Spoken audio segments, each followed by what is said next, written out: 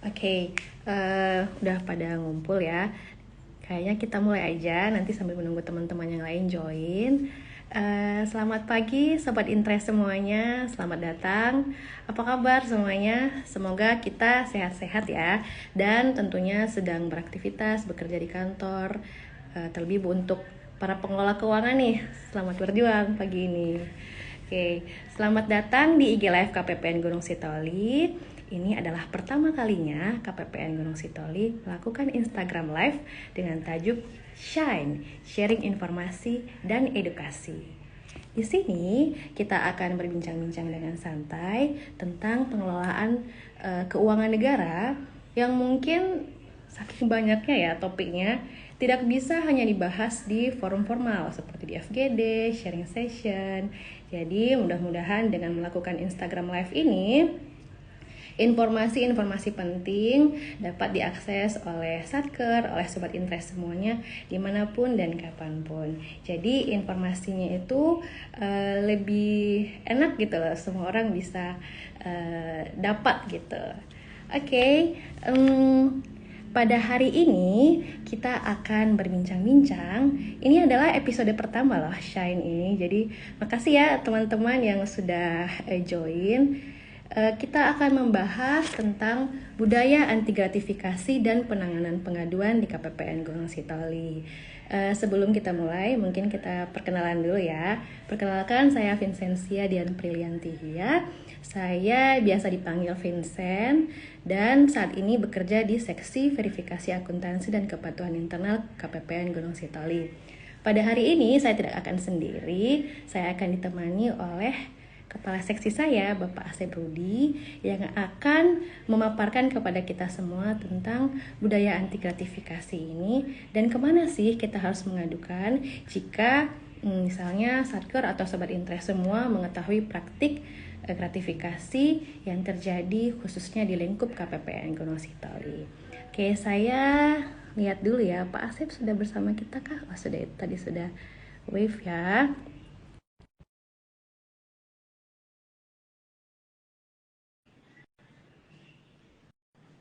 Halo Pak Asep, sudah bersama kita kah?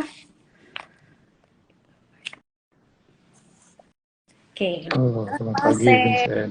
selamat pagi Pak. Apa kabarnya nih Pak? Selamat pagi.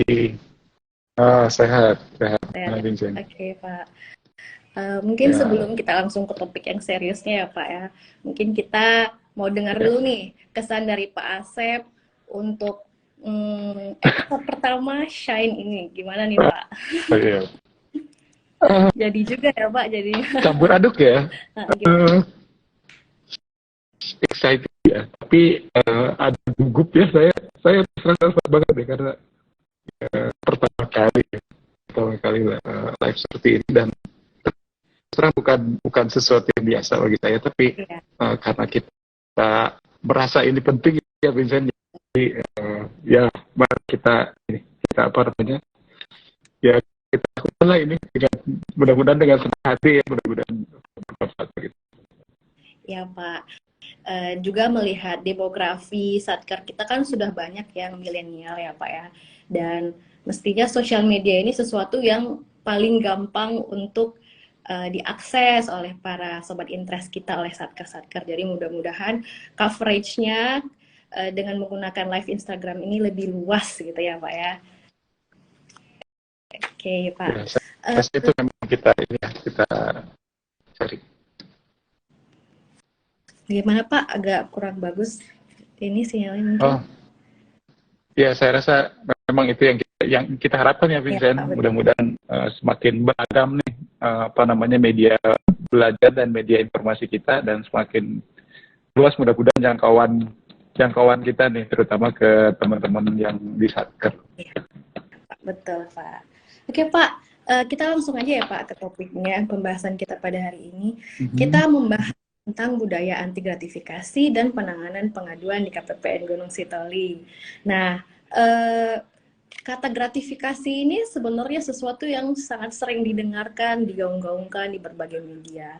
Tapi mungkin masih banyak dari kita yang belum terlalu familiar dengan gratifikasi ini sebenarnya apa sih. Mungkin Pak Asep bisa menjelaskan dulu, mendefinisikan gratifikasi itu sebenarnya apa sih Pak? Silakan Pak. Oke, mungkin sebelum ke definisi formal ya, Vincent, mungkin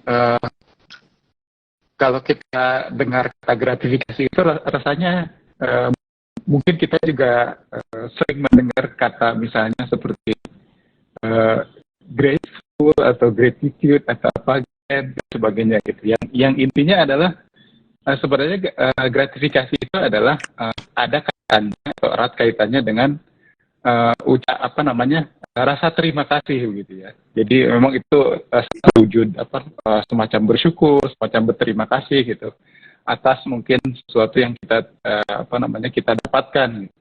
Dan kemudian mungkin kita ingin memberikan semacam balasan begitu ya atas kebaikan-kebaikan yang kita dapatkan. Nah, maka kita bersyukur, kita ada gratitude di situ. Nah, gratifikasi itu kurang lebih apa namanya karena katanya kan mungkin sama ya itu. Jadi bagaimana apa namanya kita memberikan sesuatu gitu ya kepada orang lain gitu ya itu adalah gratifikasi dalam pengertian umum. Jadi gratifikasi itu sebenarnya pemberian dalam arti luas dia kan ya. Jadi dia adalah pemberian pada Ya, intinya. Pak, ya, dari Apa namanya? Ya sebetulnya kalau kita tarik ke apa namanya pengertian umumnya itu adalah sesuatu yang positif saja sebetulnya. Nah ketika itu diterima oleh orang tertentu baru mungkin bisa menjadi bermasalah. Tapi pada dasarnya gratifikasi itu adalah pemberian dalam arti luas gitu ya. Dan dengan menggunakan sarana apapun baik elektronik ataupun fisik ya. Jadi pemberiannya juga bentuknya bisa berbagai macam bentuk, bisa uang, bisa diskon, bisa mungkin fasilitas lain lah ya, fasilitas misalnya seperti itu.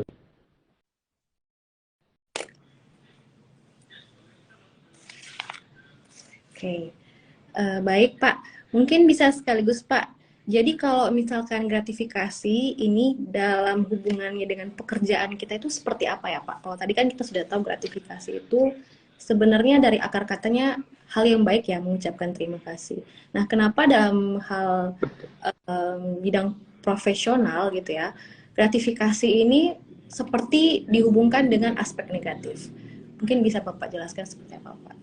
Oke, jadi aspek negatif yang Vincent sebut itu tadi sebetulnya berasal dari justru karakteristik daripada penerimanya ya. Gitu. Ketika pemberian tadi yang pada dasarnya adalah sesuatu yang baik gitu ya, sesuatu yang bahkan mungkin mulia gitu, tapi ketika penerimanya adalah pegawai negeri atau penyelenggara negara bisa menjadi sesuatu yang negatif gitu. Kenapa? Karena itu bisa dikaitkan dengan apa namanya tugas dan kewenangan yang dimiliki oleh pegawai negeri itu gitu ya sehingga bisa mempengaruhi keputusannya. Ini yang kemudian menjadi objek dari pengaturan di Undang-Undang Tipikor gitu, bahwa ada pemberian yang ketika diberikan kepada pegawai negeri dia kemudian berpotensi untuk menjadi negatif karena pada dasarnya pemberian kepada pegawai negeri atau penyelenggara negara itu bisa menjadi satu bentuk korupsi ini ya, korupsi tanam budi istilahnya, apa ya, korupsi investif. Jadi dengan memberikan sesuatu, karena ada satu ungkapan begini ya, tapi ini dalam bahasa Arab ya, apa namanya, maaf ya biar ini saya kutip ya. Jadi ada ungkapan begini, al insan abdul ihsan gitu. Jadi manusia itu adalah hambanya kebaikan. Jadi manusia itu ketika kita menerima satu kebaikan, maka dia akan terikat kepada si pemberi kebaikan itu.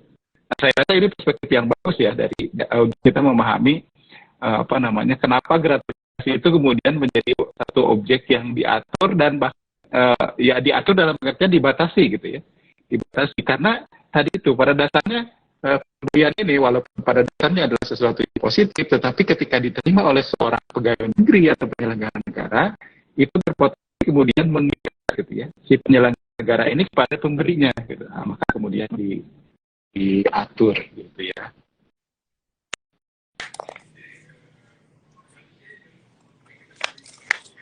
Oke, berarti yang perlu digarisbawahi, gratifikasi ini dalam hubungannya dengan pekerjaan kita jadi seperti sarana untuk tanam budi, gitu kan? Punya potensi untuk jadi Betul, sarana betul. budi, sehingga eh, pelayanan yang diberikan kepada seseorang itu sudah tidak murni profesionalitas lagi, tapi seperti yang Bapak bilang, bisa menjadi hamba gitu ya Pak ya. Ada Betul, betul, kemudahan-kemudahan gitu. betul. Nah, sudah sempat ada tanam budi gitu ya Pak ya, gratifikasi ya Pak. Oke Pak. Betul. Jadi mungkin Bapak mungkin bisa, saya pengen lebih tahu lagi nih Pak. Jadi motif-motif apa saja ya yang biasanya diberikan oleh pemberi gratifikasi kepada eh, apa ya, ASN atau pemberi pelayanan gitu ya Pak. Dan biasanya bentuk-bentuk gratifikasi itu seperti apa ya Pak? Baik. Eh, Motifnya mungkin bisa bisa banyak ya. Tapi saya rasa secara umum ya, secara umum pemberi gratifikasi itu kan ingin mempengaruhi gitu ya. Ingin mempengaruhi keputusan si penerima gratifikasi untuk dua hal ya. Saya rasa dua hal.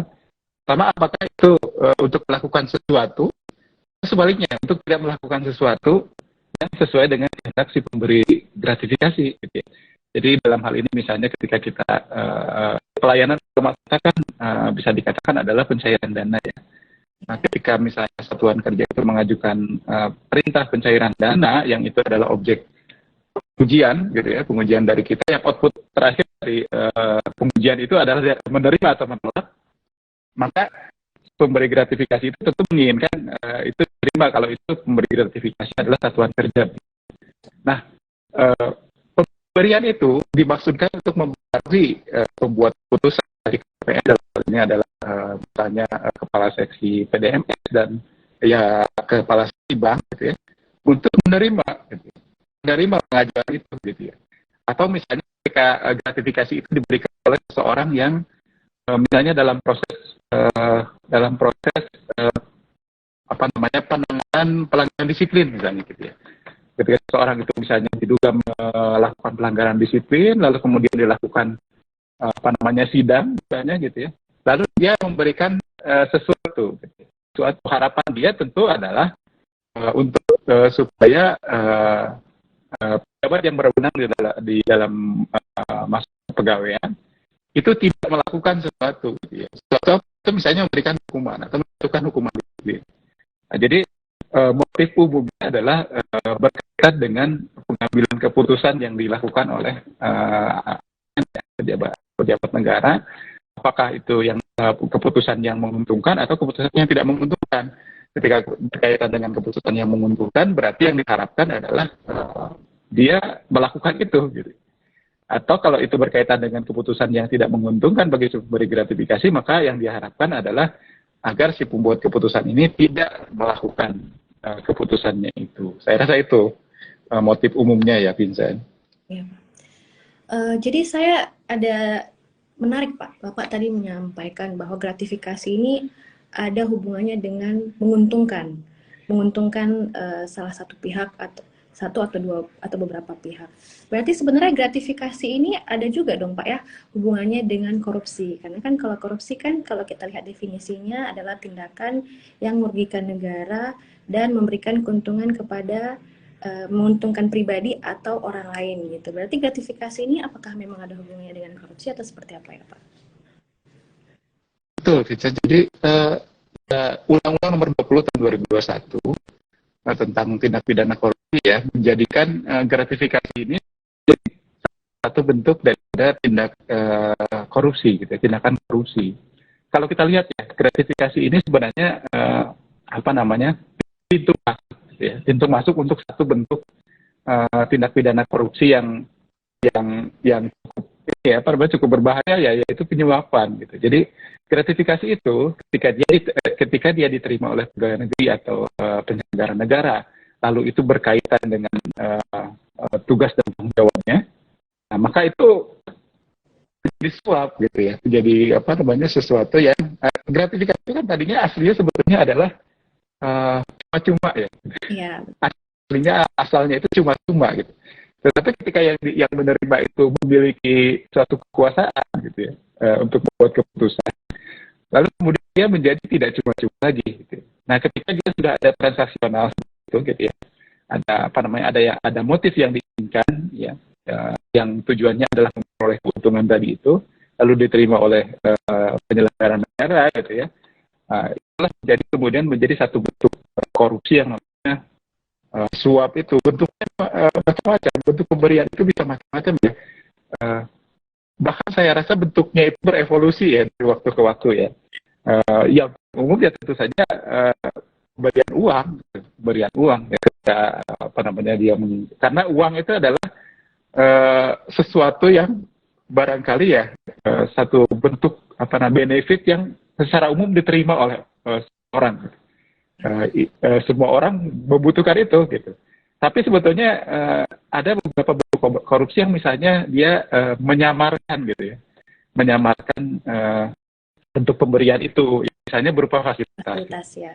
Mungkin kalau berupa uang itu jelas, tapi berupa fasilitas misalnya diberikan tiket perjalanan wisata misalnya, atau misalnya dibayarin tiket bukan perjalanan wisata tapi perjalanan dinasnya misalnya.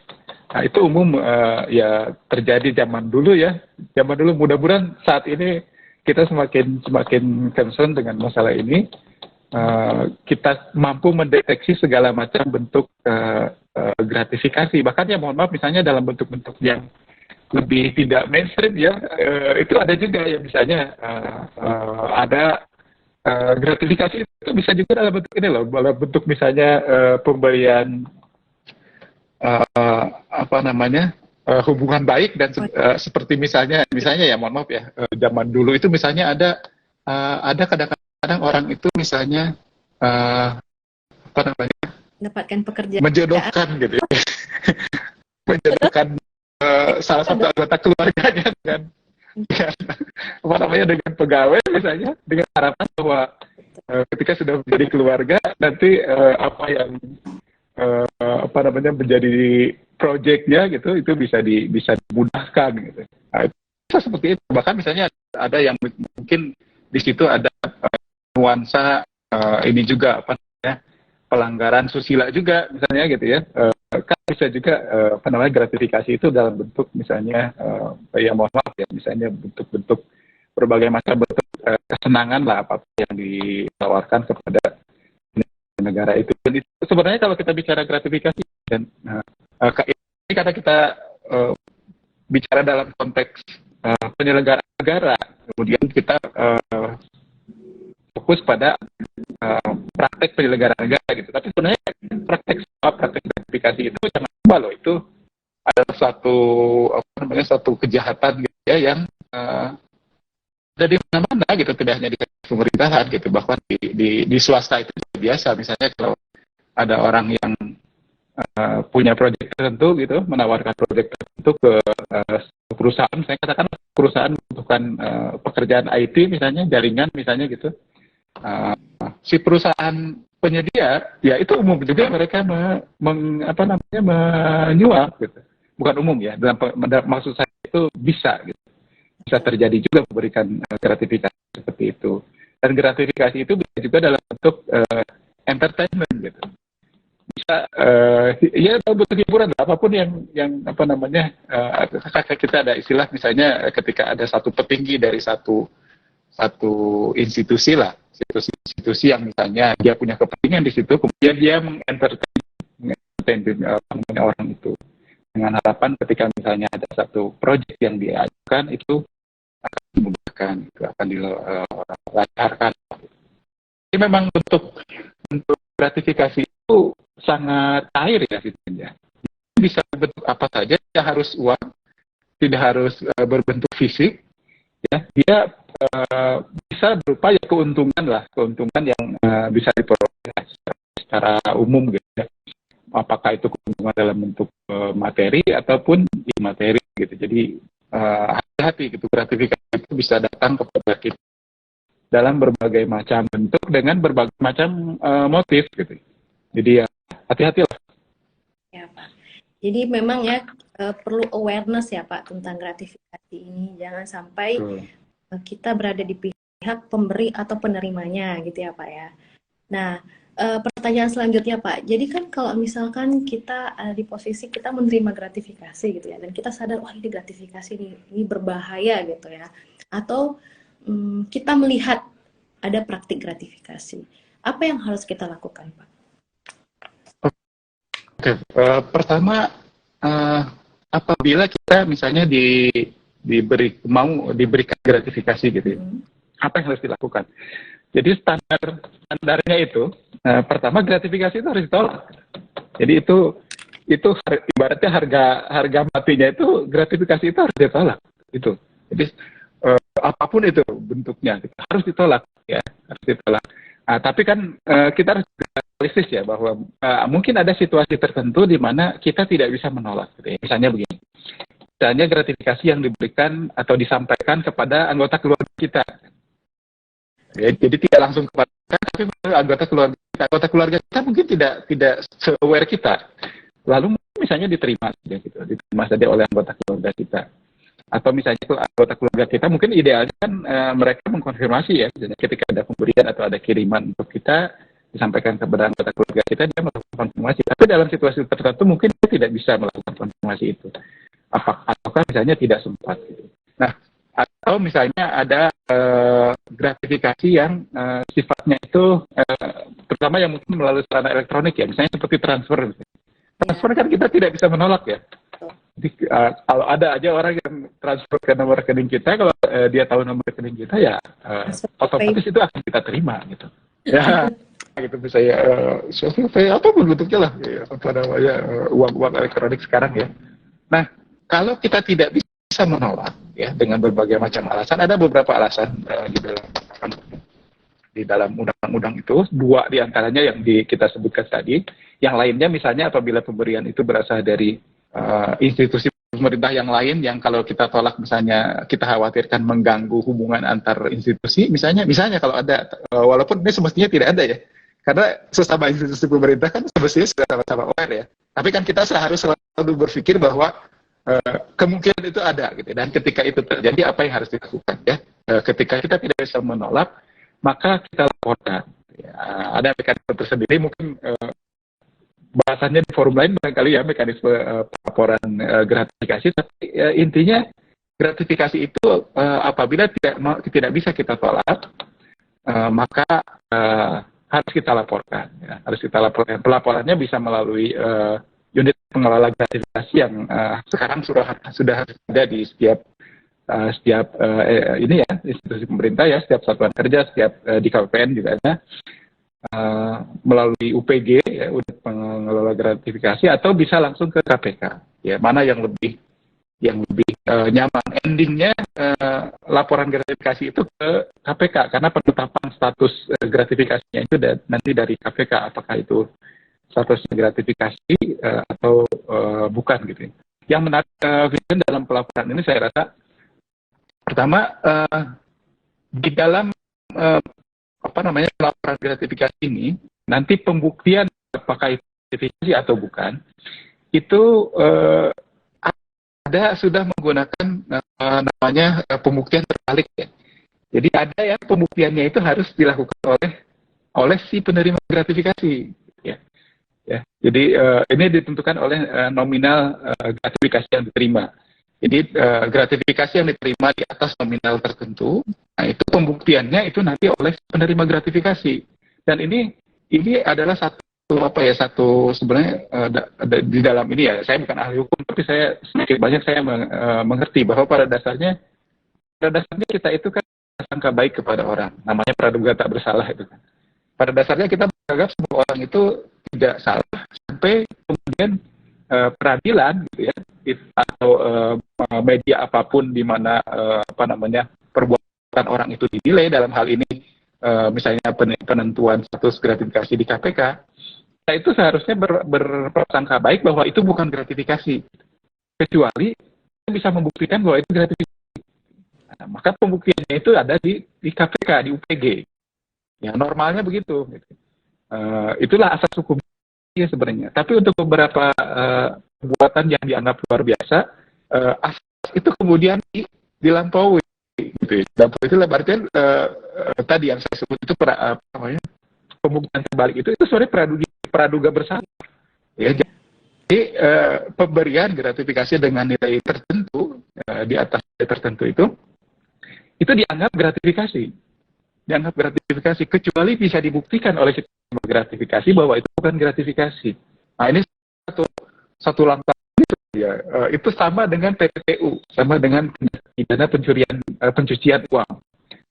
TPPU itu pembuktiannya oleh si penerima, gitu, si penerima. Dan ini tadi ya saya highlight bahwa ini sebenarnya tidak sesuai dengan asas dasar yang kita anut, bahwa kita menduga ya semua orang itu sebenarnya adalah tidak bersalah kecuali bisa dibuktikan bahwa dia salah. Kalau di TPPU dan gratifikasi ini, Bapak Ibu hati-hati, itu pembuktiannya bisa ya, pembuktiannya itu terbalik. Kita yang harus membuktikan bahwa itu bukan gratifikasi. Kalau kita tidak membuktikan itu, maka vonisnya adalah gratifikasi. Menarik ya Pak, pembahasan yang terakhir. Mungkin saya pengen lebih tahu nih Pak. Kan tadi Bapak ada mengatakan bahwa ada gratifikasi yang tidak dapat ditolak, mungkin karena diterima oleh anggota keluarga kita. Kemudian belakangan juga Bapak menyebutkan bahwa ada pembuktian terbalik, gitu ya, bahwa kita harus membuktikan bahwa pemberian itu gratifikasi atau tidak. Nah, memangnya ada ya Pak ya, gratifikasi yang tidak perlu dilaporkan atau pemberian yang tidak digolongkan sebagai gratifikasi? Menariknya ada. Jadi apa namanya, ini menarik. Ternyata ada beberapa jenis gratifikasi yang wajib dilakukan. Artinya pemberian itu secara umum dianggap wajar. Jadi sebenarnya kan tadi ya, berangkatnya itu kita konsepnya pemberian itu sebenarnya adalah sesuatu yang baik. Pada asalnya itu sesuatu yang baik. Lalu kemudian ketika itu diterima oleh penyelenggara negara, kemudian itu berkaitan dengan jabatan, gitu ya, berkaitan dengan pekerjaan, tugas, gitu, itu kemudian menjadi sesuatu yang tidak baik. Nah, di Undang-Undang Nomor 20 Tahun 2021 itu ada pengecualian, gitu. Ada pengecualian untuk laporan gratifikasi atas 7 macam pemberian, gitu. Jadi banyak sebetulnya 17 macam pemberian yang bisa kita terima dan tidak wajib kita laporkan, gitu ya.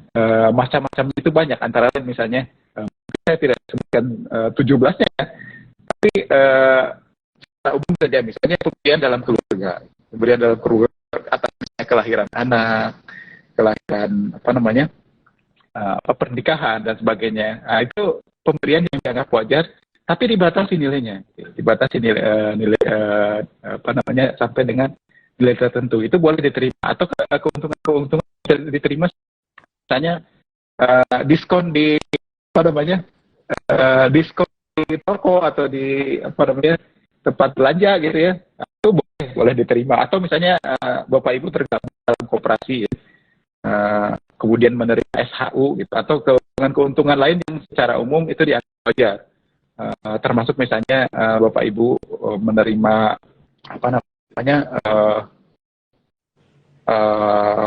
seminar kit, misalnya manfaat dari kegiatan seminar kit, nah itu boleh diterima, gitu ya. Atau misalnya hadiah yang diterima berkaitan dengan pisah sambut pegawai, atau misalnya pegawai yang mutasi atau pegawai yang pensiun, itu boleh diterima. Atau dapat undian gitu ya, boleh itu boleh diterima dan tidak wajib dilaporkan. Jadi ada 17 macam, kurang lebih 17 macam pemberian yang boleh diterima, ya. Ada yang dibatasi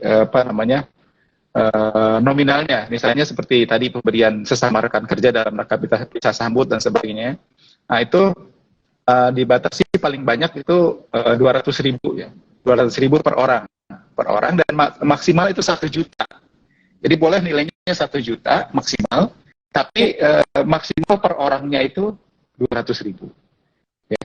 Jadi misalnya kalau mau ngasih 1 juta, nilainya 1 juta, ya, ada 5 orang tuh yang iuran, gitu, yang ngasih, gitu. Jadi ada bentuk-bentuk gratifikasi yang boleh diterima dan tidak wajib dilaporkan. Baik Pak, Menarik ya Pak. Jadi kita mesti benar-benar aware nih ya dan mengenali bentuk-bentuk pemberian yang bisa kita terima dan bisa tidak kita terima. Bisa ya bisa kita tidak terima dan bisa kita terima ataupun harus kita laporkan gitu ya Pak ya. Dibutuhkan awareness ya. Oke. Nah, sekarang kita agak mengerucut nih Pak. Kalau misalnya nih kita mengerucut ke lingkup KPPN Gunung Sitoli. Kalau misalnya kita menerima, kita di pihak penerima gratifikasi atau kita melihat ada praktik gratifikasi yang dilakukan di lingkup KPPN Gunung Sitoli. Kira-kira Satker mesti ngapain dan perlu melaporkan kemana ya Pak? Ya. Ya. Jadi Bapak Ibu teman-teman kalau yang dari Satker, kami sudah beberapa kali bersurat ke Satuan Kerja yang intinya adalah menghimbau untuk tidak memberi klarifikasi berbagai macam momen. Di tanggal 13 Januari ya, kami sudah bersurat dengan surat nomor 198 kalau saya tidak salah. Itu bahwa dalam pelaksanaan anggaran pelaksanaan APBN itu kita tidak meminta, tidak menerima gratifikasi dalam bentuk apapun. Gitu ya. Lalu tadi menarik yang ditanyakan Vincent, kalau itu terjadi, Bapak Ibu ada yang mengetahui itu terjadi di KPPN Gunung Sitoli, ada pegawai yang menerima gratifikasi, misalnya Bapak Ibu bisa menyampaikan aduan, ya. Bisa menyampaikan pengaduan kepada kami melalui berbagai macam sarana yang sudah kita sediakan. Ada banyak sarana yang kita sediakan, tidak kurang dari 6 sarana. Yang pertama misalnya melalui kotak saran atau kotak pengaduan yang ada di ruang pelayanan kami di front office. Jadi itu letaknya kalau Ibu yang pada ke KPPN dan gitu, itu letaknya ada di pilar sebelah kiri pintu masuk. Ya. Jadi Bapak Ibu begitu masuk, kalau Bapak Ibu belok kiri, ya, di pilar sebelah kiri itu kami tempel ada kotak pengaduan atau kotak saran. Atau bisa juga melalui WhatsApp atau telepon di nomornya, kalau Bapak Ibu bisa mencall ya, ada di surat kami 195 di tanggal 19 Februari ya. Nomor handphone bisa dihubungi atau di pesan WhatsApp ya. Itu ada di 0822 8698 9670. Itu Bapak Ibu bisa buka nanti surat nomor 195.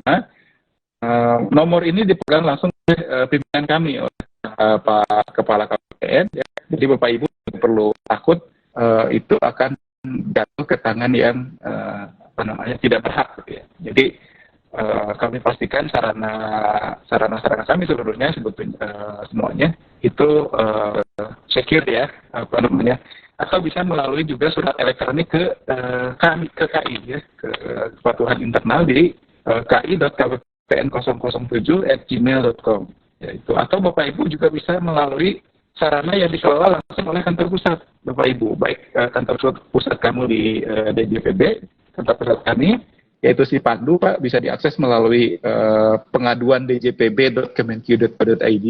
Itu si Pandu dikelola oleh DJPB, atau bahkan Bapak Ibu kalau itu berupa pelanggaran ya, bisa melalui aplikasi whistleblowing system.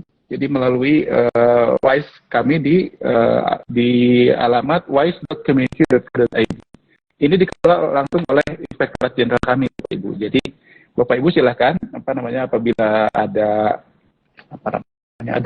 mengetahui ada praktek gratifikasi di Kabupaten Gunung Sitoli, Bapak Ibu bisa mengadukan melalui sarana manapun yang menurut Bapak Ibu nyaman. Harapan kami, tapi walaupun demikian, itu bisa disampaikan melalui sarana-sarana yang melalui kami terlebih dahulu Bapak Ibu, yaitu tadi yang disebutkan 4 pertama itu ada melalui kotak saran, melalui WhatsApp atau melalui telepon, kemudian melalui melalui email. Oh ya, satu lagi sebetulnya ada yang mungkin kita lupa ya. Kita kan punya inovasi namanya BI atau ya. Betul. Ibu bisa akses di website kami di apa namanya di menu pengaduan. Bapak Ibu bisa bisa akses, ada BI atau di situ. Jadi bisa Bapak Ibu juga menyampaikan pengaduan terkait gratifikasi. Ya, sebetulnya apapun tapi dalam bahasan pagi ini terkait dengan gratifikasi ya silakan bisa diadukan melalui sarana-sarana itu, Bapak Ibu. Baik Pak, menarik sekali ya pembahasan kita pada pagi hari ini. Di sini kita jadi bisa membedakan ya Pak ya, tentang gratifikasi itu seperti apa yang bisa kita terima dan apa yang tidak bisa kita terima, kemudian apa yang perlu kita lakukan ketika kita menerima atau melihat adanya praktik gratifikasi. Mudah-mudahan ini bermanfaat ya untuk Satker Lingkup KPPN Gunung Sitoli dan khususnya dan untuk sobat interest semua di seluruh Indonesia. Baik Pak, ini mungkin kita sudah sampai di penghujung waktu bincang-bincang kita pada hari ini ya. Sebelum kita closing, mungkin Bapak mau memberikan closing remarks ya Pak terkait topik pembahasan kita pada hari ini. Baik,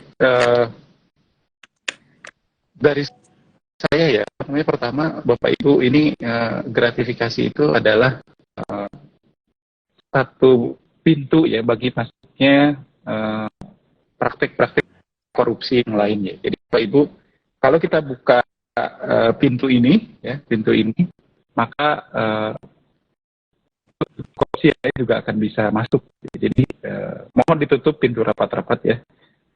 Mohon untuk Bapak Ibu tidak berpikirlah di dalam ininya untuk memberikan atau Bapak Ibu yang di KPPN ya, rekan-rekan di KPPN juga tidak, pertama ya, kalau untuk teman-teman KPPN, pertama tidak menginginkan, jangan pernah terbesit pada keinginan untuk menerima gitu, menerima gratifikasi.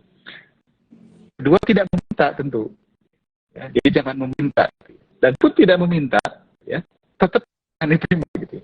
Karena meminta dan menerima itu dalam prakteknya saya lihat itu dua hal yang berbeda.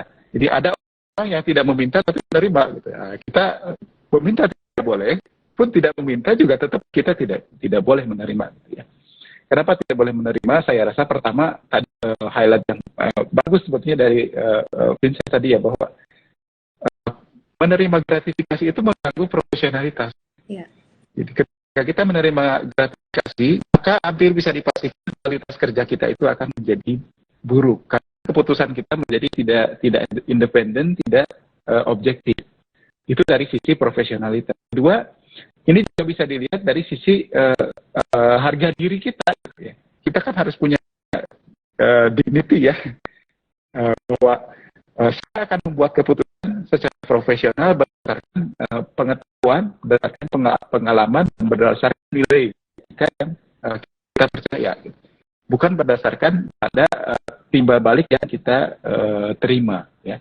Jadi sadarilah bahwa gratifikasi itu punya pengaruh yang sangat besar, gitu ya, terutama pada budaya kerja di dalam satu organisasi. Ya, ketika kita membiasakan diri untuk memberikan sesuatu sebagai balas kita, ya, maka itu akan merusak budaya kita, artinya merusak pikiran, merusak mental kita.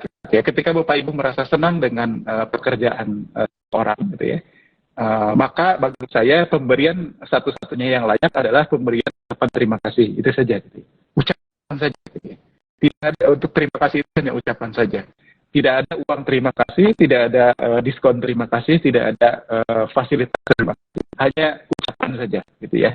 Kalau Bapak Ibu senang, Bapak Ibu appreciate dengan apa yang kami kerjakan. Toh pada dasarnya apa yang kita lakukan ini adalah bagian dari tugas, gitu ya.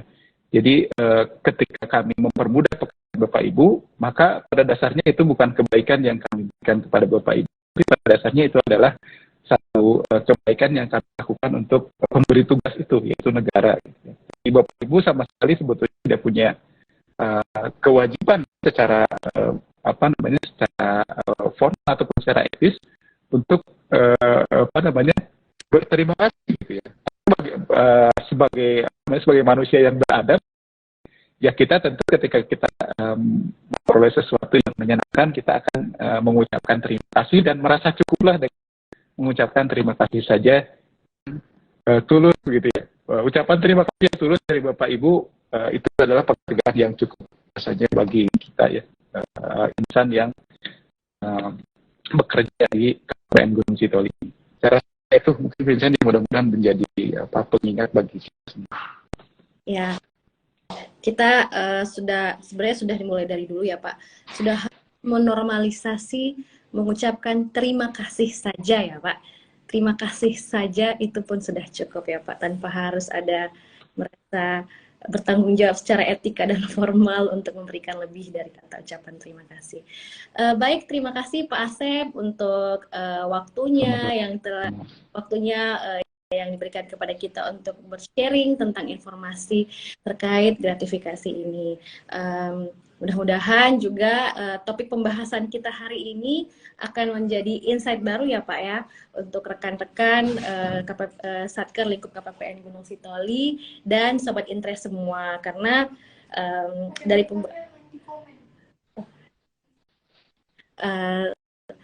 karena kan kalau pembahasan tadi itu kita bisa lihat bahwa gratifikasi ini sebenarnya dari sesuatu yang niatannya baik ya Pak ya. Akar katanya sangat baik, gratitude, grateful gitu ya. Tapi kemudian menjelma menjadi sesuatu yang buruk dan berbahaya. Oke Pak, kita ke ini ya Pak ya. Kita lihat pertanyaan-pertanyaan dari teman-teman yang sudah join. Boleh ya Pak ya, kita jawab. Ini ada satu pertanyaan dari Bapak Sitomorang 19. Mohon maaf ya Pak, kalau saya tidak bisa mengenali apakah jangan-jangan ini akun dari Satker atau KPA gitu ya. Saya menyebutkan nama akunnya saja ya Pak.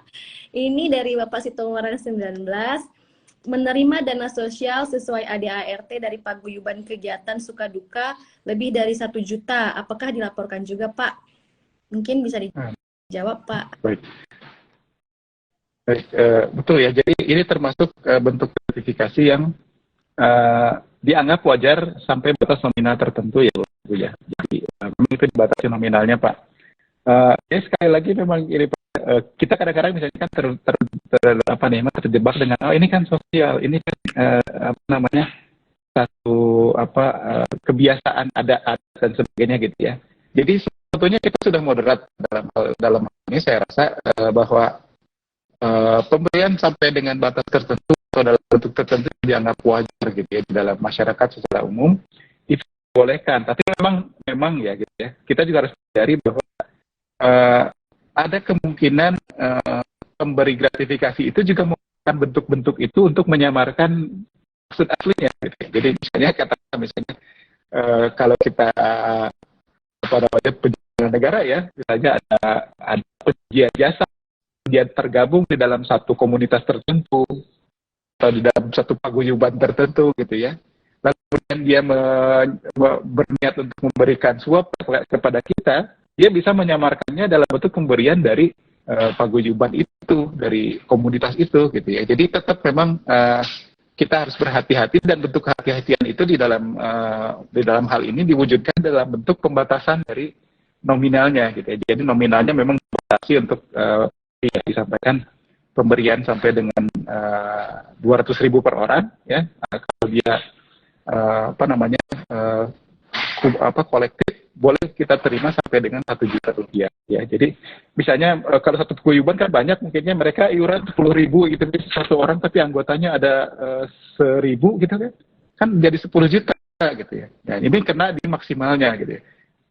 Nominal per orangnya ya tidak sampai 200.000, tapi kena maksimalnya di 1 juta. Jadi betul Pak ya, yang ditanyakan tadi, kalau dia lebih dari 1 juta maka dia harus tetap dilaporkan Pak.